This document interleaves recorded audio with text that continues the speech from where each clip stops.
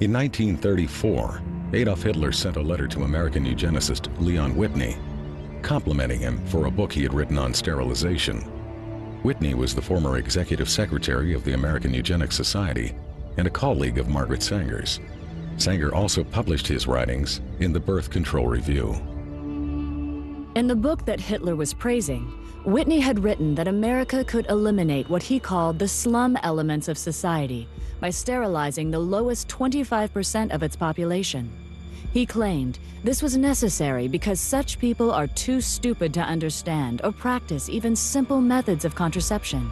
Besides, he said, the country would hardly miss them. One of the people he was talking about was named Elaine Riddick. At the age of 13, I became pregnant. I was raped by a guy that lived across the street from me. He snatched me off the street and molested me and threatened my life and said if I ever told anyone that he would kill me. When they was delivering my son, they sterilized me at the same time. They had approached my grandmother and said that if she wanted to continue to receive supplement, welfare and food stamps, or at this time they was giving out these surplus foods, canned cheese, I think it was, powdered eggs, and said that if she did not sign the X, that they were going to stop her supplements. Mind you, my grandmother was illiterate. She had never, ever gone to school. She didn't understand what it was. So she signed the X, and they did this to me. I did not find out that they had sterilized me until I was 19 years old. I asked the state of North Carolina why they did this to me, and they said that because I was feeble-minded, that I would not be able to take care of myself, I would not be able to tie my shoes, that I was just incompetent. The state of North Carolina also said that I had never performed, at the age of 13, I had never performed a day's work in my life. They couldn't get me to do anything. But at the age of 13, I mean, should I not have been in school?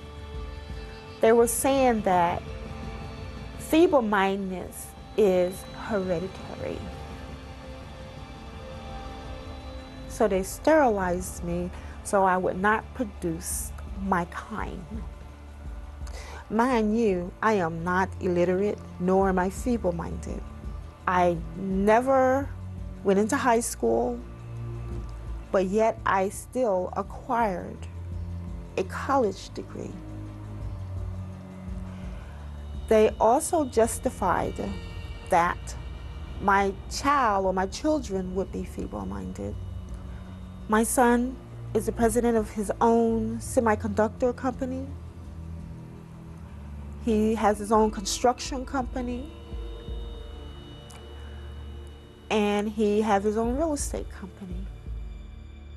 I mean, how can you think that your government allowed or allowing these things to happen to a person, a life?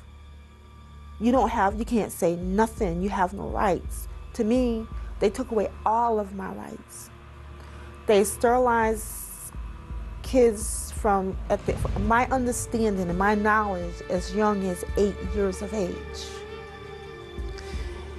I don't know what an 8-year-old can do that could cause them to do this to them. The only reason I can give myself is that because they're Black.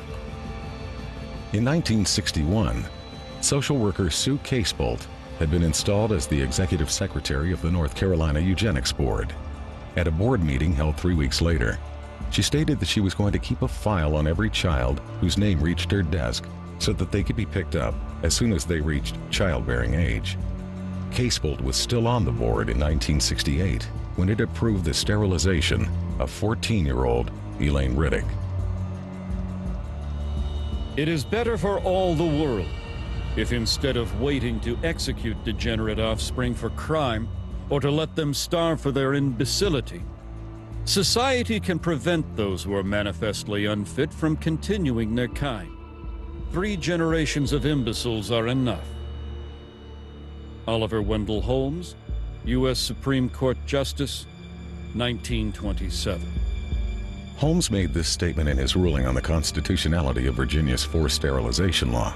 It mirrored the views of President Theodore Roosevelt, who had originally appointed Holmes to the Supreme Court.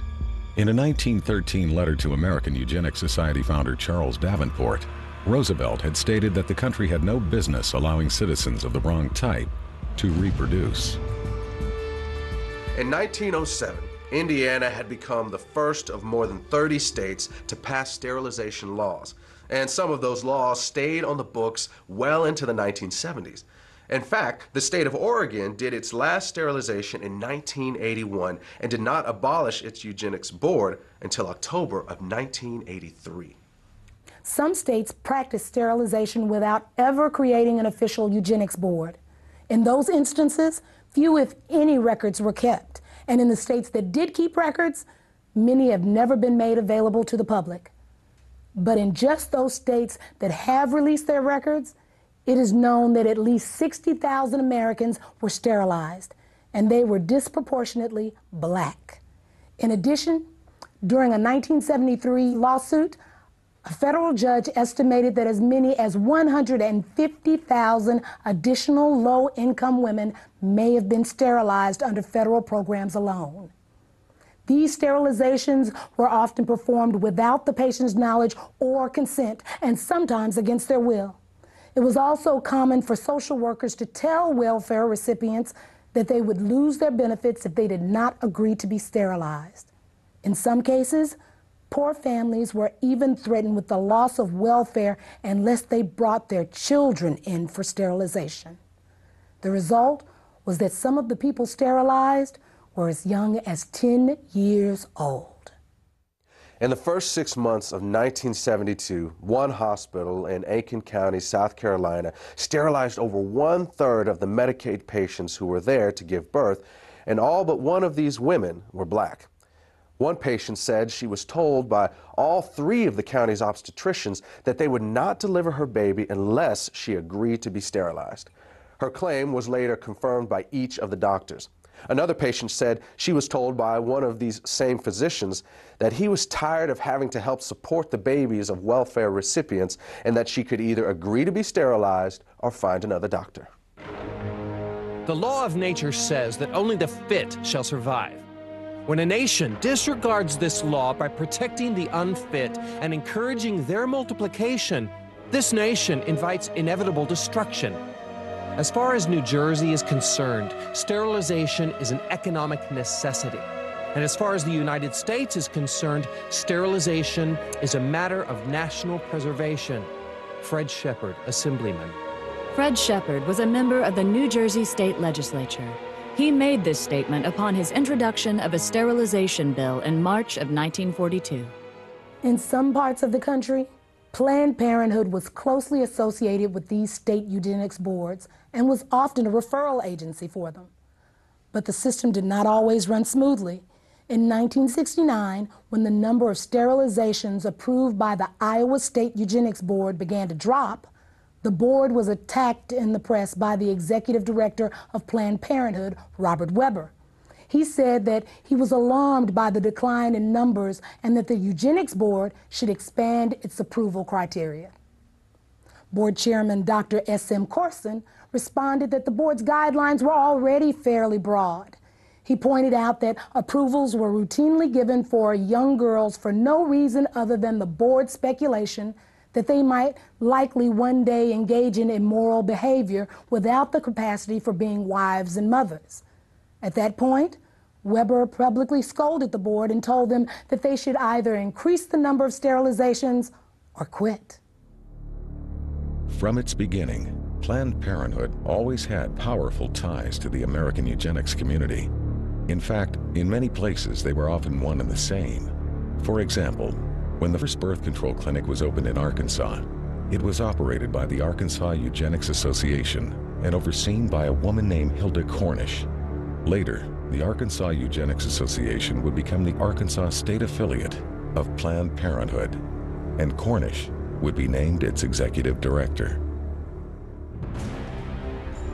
During the 4 months that American Birth Control League director Lothrop Stoddard was in Nazi Germany, he not only met with Hitler and SS chief Heinrich Himmler, he also attended one of the Nazi eugenics courts. The first case I saw looked like an excellent candidate for sterilization. A man in his mid-30s. He was rather ape-like in appearance. Receding forehead, flat nose with flaring nostrils, thick lips, and heavy prognathous jaw. Not vicious looking, but gross and rather dull. Lothrop Stoddard, Director, American Birth Control League, later known as Planned Parenthood. Given the admiration that Adolf Hitler expressed for the American eugenics movement, it is not unlikely that he modeled the eugenics courts in Nazi Germany after the state eugenics boards in the U.S. In both countries, feeble-mindedness was routinely used as a catch-all justification for sterilization, and the diagnosis of feeble-mindedness was almost always left up to the judgment of the person advocating the sterilization.